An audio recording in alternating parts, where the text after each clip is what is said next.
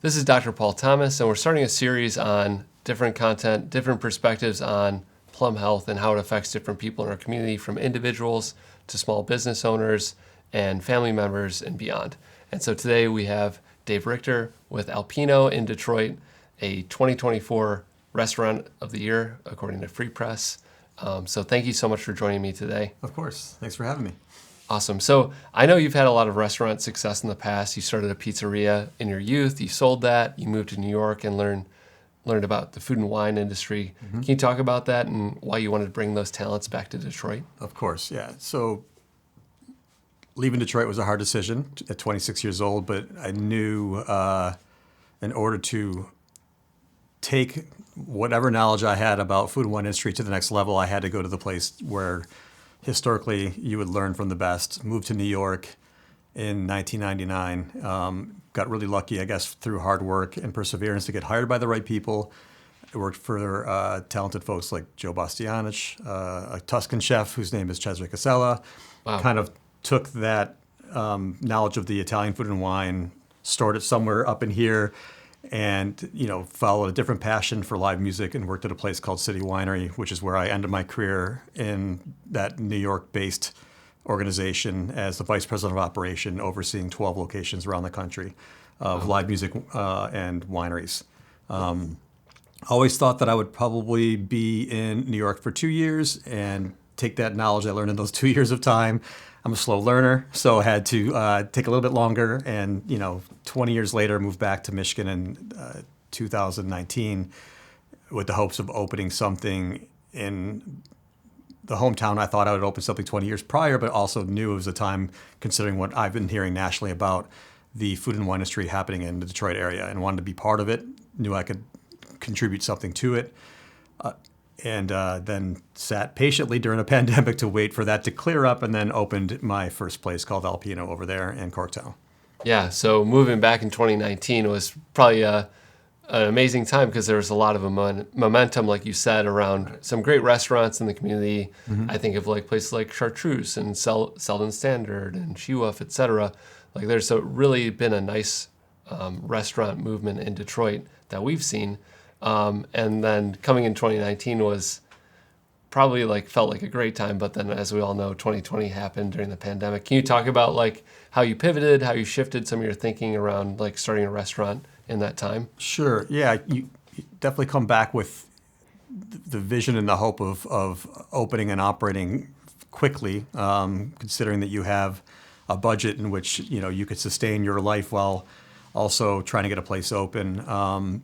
During the pandemic, I inevitably imported about $5,000 worth of, small farm-produced products from Italy. Wow. Showed up in an 18-wheeler truck in front of my house in Southwest Detroit. In the darkness of the night, so I'm unloading boxes into my house. I'm sure it looked like a great heist of 2020, but inevitably built an online website of these products. And with really the goal of, the products were ancillary to the main goal of collecting emails and spreading the brand awareness of who Alpino is, and letting them know, these folks who inevitably followed me, even though they're typically friends and family, that we'll be opening soon. Here's a little bit of sneak peek of the menu, some of the food that we'll be serving. So it really was an opportunity really to use that time as a marketing tool to develop awareness of who I was and what I'm bringing to the community. It didn't really make a lot of money, but it definitely served its purpose to let people know that we were coming. Yeah, and that's a really smart entrepreneurial thing, making your minimum viable product or your MVP and seeing who your customers are and letting them tell you what they want. I'm sure you made some better selections as time went on in terms of what cuts of meat and what things people were liking. I ended up actually eating and drinking most of the stuff that I bought. So don't let it fool you. No, we have, the products were a great segue into, and actually earlier during the pandemic, the space that I using that's the current Alpino had an outside patio, which we invested the initial upfront capital for that space to get slightly renovated back in 2021, and tried to host a music series on the patio. I went to one of those events. It was beautiful. Yeah, I think I had an Aperol Spritz out there. That's right. Sun shining. You had nice umbrellas. It was just a wonderful feeling of being in that patio. Thanks. There's just little gifts to the community, let it know that we're coming and what we're bringing to the folks. And then we inherited this space, which has an outstanding fireplace that complements the Alpine vibe that we go for. So not only do we have a great patio during the summertime, we also have a cozy vibe indoors to kind of keep a good flow of business throughout the year. So. Yeah, for the people watching who don't know, Alpino is Alpine inspired. Can you talk a little bit more about those flavors, the menu choices, maybe some of the Germanic or Italian influences on the wine list, etc.? Sure. Well, the concept itself was inspired by my love for Italian white wine from that region. So those regions, Val d'Aosta in particular, I had a dry Muscat wine years back, working probably in the early 2000s, that I just was blown away that, most people have their first aha moment with a red wine. Yeah. My second aha moment was with the white wine, and then just fell in love with the wines from there. And further learned that the people from that region, they're mostly Italian, a little bit of German, that's my heritage, with a little Belgian mixed in, but, just fell in love with white truffles and porcini from Piemonte, and you have Amarone from the Veneto. So and then worked for Friuli winemaker, and Joe Bastianich, who's also the restaurateur. So the influence from a lot of those regions kind of shaped my passion for building potentially a Northern Italian restaurant. And studying the food and the recipes from that area, realized a lot of them were similar. When you kind of, moved across the borders, you'd see, the same dish just called something different. Yeah. And it kind of, hit me to think that I don't think anybody's really truly diving into an Alpine style cuisine. And I think in some ways there's a few others out there that I, at least helping participate in driving that as a concept. And I also, in studying Italian food and wine, love the historic value of these recipes that have been in families for generations, and the simplicity, using high ingredients in a simplistic manner to create something that's really delicious and wonderful. So that was also our goal, which I think resonates well with a neighborhood vibe of a restaurant. Yeah, and I think it's what we try to be. It's resonated well with a lot of people, including a lot of the critics. Like I said previously, 2024 Restaurant of the Year, and you just won a Wayne County Award for Restaurant of the Year as well. Can you talk about those other accolades that you've won? Yeah, no, it's been great. Certainly try to, you keep your head down, work hard, and be humble. But we were a semifinalist for the James Beard Restaurant of the Year in 2023. We won Eaters Restaurant of the Year, new restaurant in 2023, Detroit News, Detroit Free Press. It's amazing. Yeah, so congratulations. We've been blessed. Yeah, yeah. Very, very lucky. And it's just a matter, like all of us know, is just continue to work hard, be an honest, fair employee, treating your clientele and your staff with warmth and hospitality, and indeed, yeah. Takes everybody to make it work. Right. So on that front, people see the articles, they see the success, but what are some of the challenges of your day-to-day business that you have to work on consistently to make things run that people may not see? Staffing is always difficult. I mean, this has been a growing market for the culinary industry. So to find folks that you have a bit of your core cultural values and checking all the boxes, and finding the folks that check all the boxes in order to blend into your culture and your community of employees. Some of it you've got to nurture over time, and then also, but we've been lucky to have a really high retention rate. We do things in order to try to keep folks employed with us. One of the things is working with Plum Health, try to find ways to, it's really that comfort value of understanding that you have someone to turn to in a community where there's a lot of, late night hanging out, or, we try to promote a culture of more health than, havoc, outside of work. So anything we can do to just, wrap around our community, wrap around our employees in order to maintain good folks while giving them an opportunity to work for us and learn a skill set or to further develop it is how we kind of approach that. So That's getting the incredible. right people in the door is always hard, but once they're there, we try to do our best to keep them. Yeah, I was fortunate to witness the culture that you're building there and that you built when you invited me to talk to your employees. This is, I think, just right before you were to open your doors. Right. I remember this. And he had me come out and talk about Plum Health and the services and the on-demand doctor and all of that sort of stuff. The check ever cash that I sent for that? No, sorry.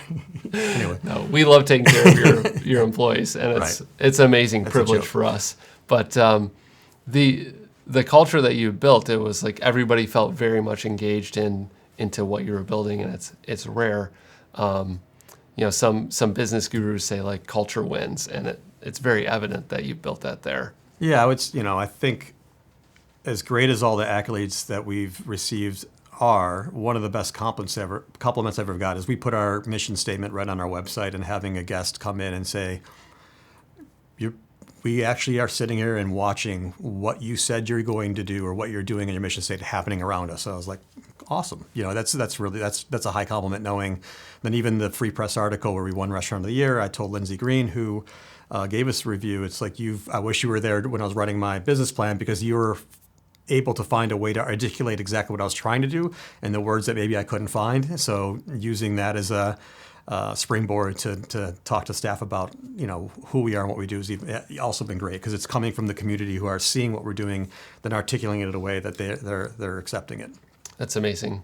So. Well, hopefully we've been able to alleviate some of the staffing headaches in terms of like having sick days and sick folks out. I know that we often see urgent care folks from the restaurants we serve in the community. Can you talk about the benefit of having a doctor on demand for your staff? Like, what has it meant for you as a business owner and for your staff members as individuals? For sure, yeah.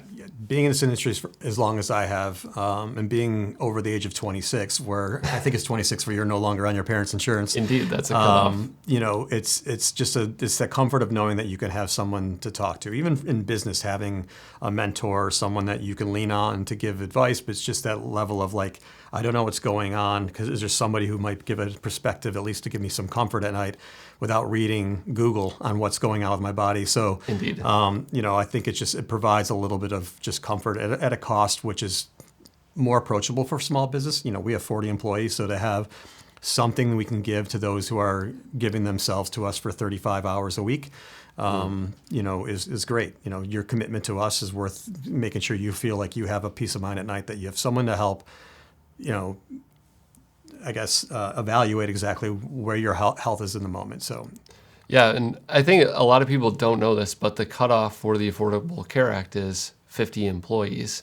So once you surpass that, then you have to buy a health insurance plan, which can be unattainable for those folks with 20 or 30 or 40 employees. Mm-hmm. And so that's a really great feeling for us to be able to help employer groups like yours take care of their employees and give them excellent health care at a really low cost or a manageable cost, let's say. Yeah, yesterday someone who had not visited your office, I believe, had, unfortunately been in a car accident as a passenger, reached out to me, wanted to know how to get involved with the Plum Health because he hadn't yet, sent you an email, and a few hours later he hasn't responded back to you, which I apologize, but we did our due diligence to try to get him help. I had Wanisha call him, and so he should be all set for today or tomorrow. Sounds great. Yeah. Perfect. Yeah. So it was just a quick turnaround in order to, without spending time filling out, I don't know how many pages on the web and then waiting a couple of months. It really was within 24 hours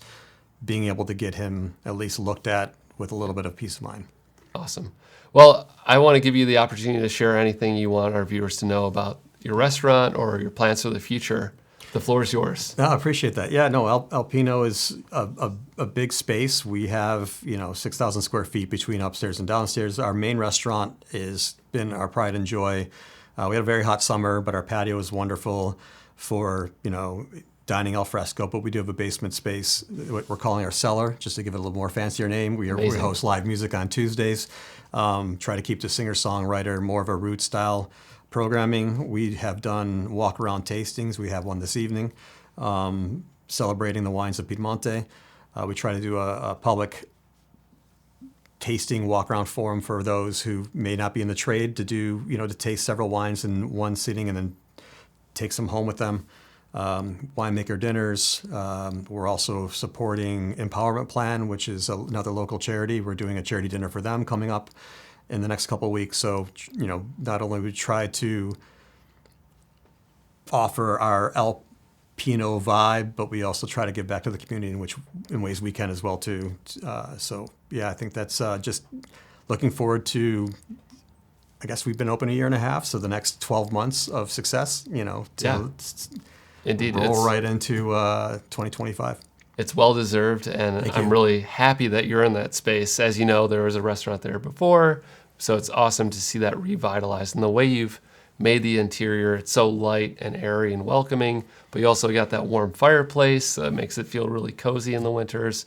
So it's just a great place to go visit and have an amazing dinner. Or brunch, right? On the weekends. Or brunch, right. Yeah, we're open 7 days a week and brunch on the weekends. The previous restaurateur, had similar vibes of having a very cozy, moody vibe, where ours is a little bit more bright. Still, similar style cuisines, but inevitable. So we wanted to make sure that we, kept up the momentum of quality experiences in that space, which I hope we have. As a business owner, as a restaurant owner, we know that margins aren't as big as we'd like them to be. And so can you talk about, have you ever tried to price out like an insurance plan and what that would look like for your employees? Or can you talk about that a bit? I have. Well, I haven't for Alpino yet, knowing exactly what it takes to get this. When I worked at City Winery, we were 1,200 employees strong. So, Wow. We did a lot of investigating at that time to have the best plan for us, and understanding that process and what it took. I already knew that, opening a restaurant in Detroit at a time post-pandemic where the majority of the clientele may not live there and travel in and out and may not be working in the city anymore just was never an option. But knowing your services before opening Alpine, I knew it was an option. And I think the best part of that is being 40 employees or less, is trying to get, especially in a very competitive market for retaining the best people, finding value add in order for those folks to come in. And I think that if you are a smaller restaurant of 50 or less, or even a smaller business, it really is something worth exploring, where the point of entry is more palatable than a larger, and again, it's, there may be a point where exploring, a bigger platform is the best thing for you. But I think for our size group, it really is, it's something that is worthy of exploring while you're navigating those first months, because, the first month or two not making money is pretty normal. Then you start seeing a positive month roll in, and by the end of a year, you've got, stronger EBITDA, happening, but it's still, the margins are typically between 20 to 15%. So, based on, depending on your sales, that's not a whole lot. And you're typically trying to, pay back those initial investments anyway. So, it's really a balance of like what fits. And I think this is a way where you can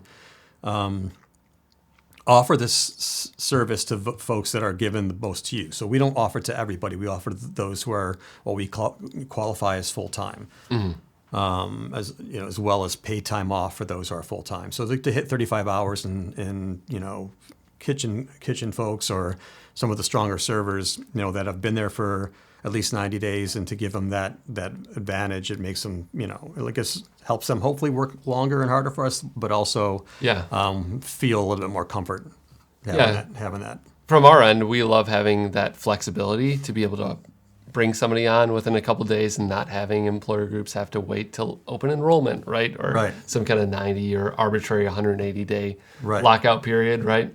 Can you speak to maybe some of the restaurant owners or other small business people who have a store and they're confused on what Plum Health is? Like, what are the key benefits for your employees that they should know about?